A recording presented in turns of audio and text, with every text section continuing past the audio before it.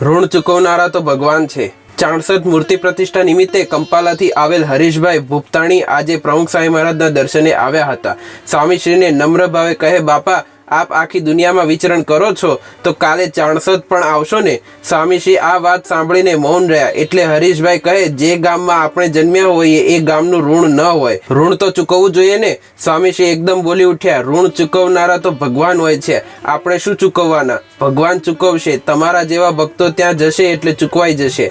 હરીશભાઈ કહે, આપ તો અનાસક્ત છો તો પછી આપને ગામમાં જવામાં શું વાંધો છે? સ્વામીશ્રી સાહજિકતાથી કહે, ભગવાનની આજ્ઞા છે એ જોવાનું ને, એમની આજ્ઞા પહેલી પછી બીજું બધું। હરીશભાઈ કહે, ન જવાનું ટેકનિકલ કારણ શું? સ્વામીશ્રી કહે, ટેકનિકલ જ છે, આજ્ઞા છે એ પ્રમાણે વર્તવાનું। હરીશભાઈએ ઘણી બધી રીતે સ્વામીશ્રીને સમજાવવાનો પ્રયત્ન કર્યો, પણ સ્વામીશ્રી એકના બે ન થયા અને શ્રીજી મહારાજે આપેલા ત્યાગીઓના નિયમને દ્રઢ પાળીને બતાવ્યો। જય સ્વામિનારાયણ।